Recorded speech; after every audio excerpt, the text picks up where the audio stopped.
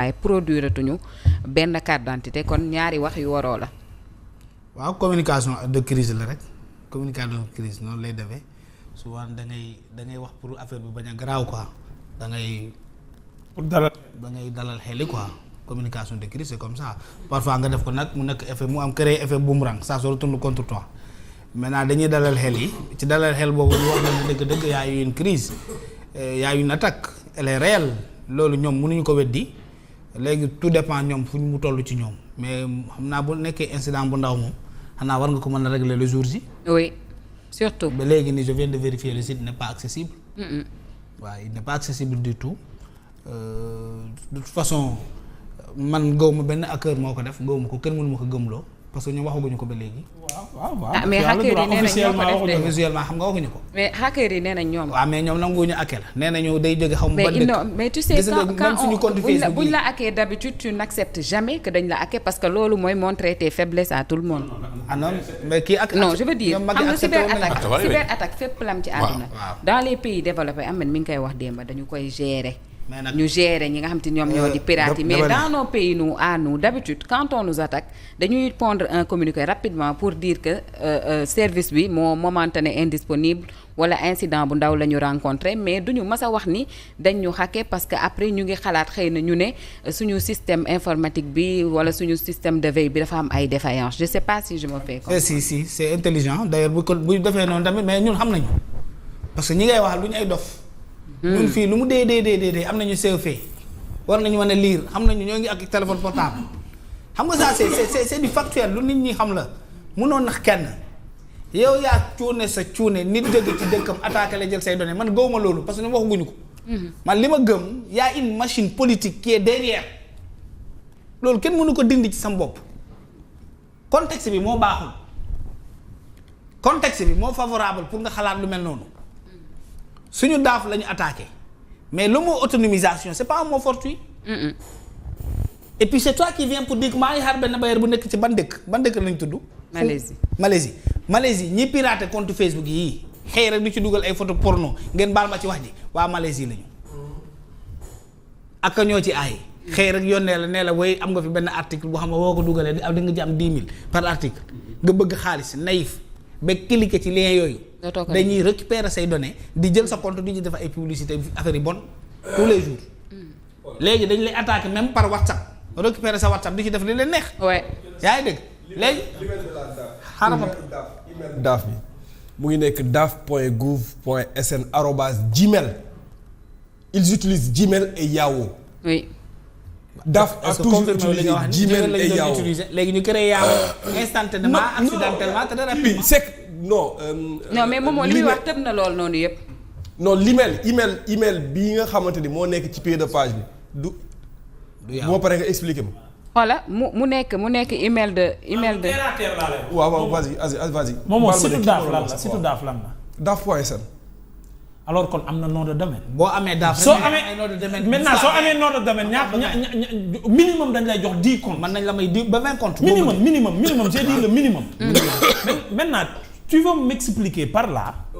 nos techniciens qui sont à la DAF yore suñu biométrie wu réew c'est-à-dire techniquement xamuñu ne boo amee nom de domaine am nga 10 comptes. yu ñu la may minimum.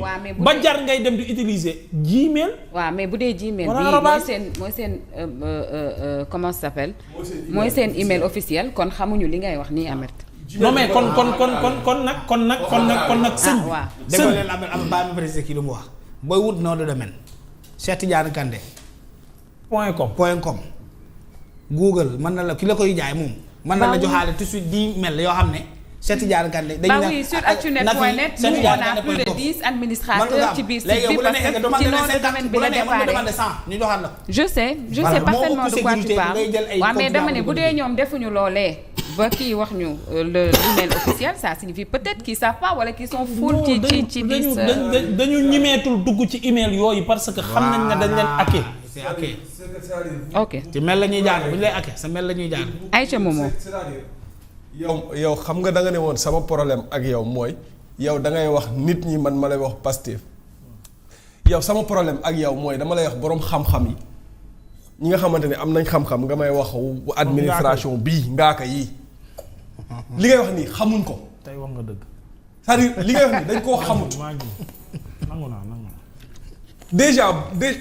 déjà li ma scandale non ni mu nekkee scandale sax xamoon ni mu toll parce que tey utiliser Yahoo wala Gmail c'est s'exposer à des attaques de hacking très fragile. kii nu mu tuddati seen communiqué bi gis nga tey les fichiers administratifs yi ñuy def nii ba pare di ko partager par WhatsApp affaire yu noonu WhatsApp kan moo ko moom Facebook kan moo ko moom Mark c'est un américain c'est-à-dire li ngay utiliser papier administratif sax yi ñuy utiliser par WhatsApp di ko partageante c'est-à-dire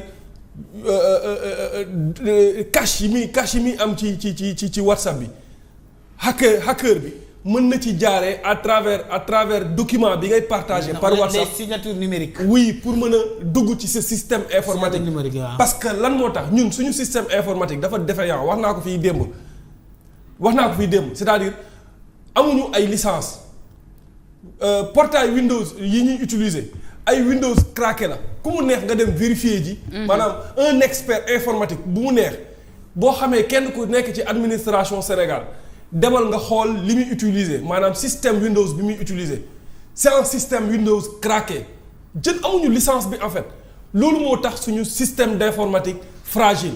ñu mën ko attaquer facilement. jox naa fii exemple dem ma ne la par exemple Orange lan moo tax doo dégg rarement ngay dégg wala boo ko déggee. balaa ñu ngi leen di hacker mais ils gèrent dañ koy gérer. ils gèrent ça. les cyberattaques c'est connu pour tout le monde. voilà donc léegi lu tax ñun suñu système yi gën a fragile la ñuy attaquer mais en l'absence d'un an attaqué fi DGID attaqué ki li nga xamante ni moom mooy daaf. bu subaa on va nous dire qu'on a attaqué le site de la présidence de la République wala feneen ak feneen mais c'est-à-dire au-delà de l'aspect politique nañ jël aspect sécurité informationnelle sensibilité bi donc lan la ñu war a mën a def pour mën a joyanti dëgëral bu baax a baax suñu système informatique mooy ay la yowén nañu waxtaan ak les experts informatiques ñu mën a et puis Momo li nga wax noonu dafa am solo je sais pas s'il se rend compte de la gravité peut-être de la chose parce que aujourd'hui direction de l'autonomisation des fichiers moom la ñu hacker right fichiers yi nga xamante ni moom la ñu fa yóbbu toll na nee nañ ci 139 terabits carte d'identité bëggoon ñëw nga teg sa loxo. non carte d'identité c'est-à-dire c'est extrêmement grave ce qui se passe aujourd'hui suñu ay données 40 millions de fichiers de données PDF personnelles mi ngi ci àll bi kenn xamul fan la nekk mais nit mën na ko utiliser pour des fraudes bancaires nit mën na ko utiliser jël sa tur jël sa sant jël sa lépp defaral keneen beneen carte d'identité mën nga taxaw ci benn aéroport un jour bëgg a voyage ñun la non sa tur ak sa sant keneen am na ko et puis ci biir loolu noonu xam nga àddina moom lu ne nit mën na koo soppi ba mu des l'empreinte digitale et nos empreintes digitales sont dans l'air actuellement et c'est très grave il faut que ñu jël lii très au sérieux bàyyi ay waxi incident ak waxi bëgg compte temporaire damay seetaan ce matin benn technicien li nga wax la wax mais bien sûr li Ahmed waxoon démb ni bu ñu la ko jaayee jëndoo ko da ngay perte ay milliards te du tee ñoom lañu prix bañ la joxoon mais duñ fa jug mais li gën a grave mooy yow boo geddee ba jëndoo ko mooy données yooyu dañ koy jaayaat ñeneen. baax na.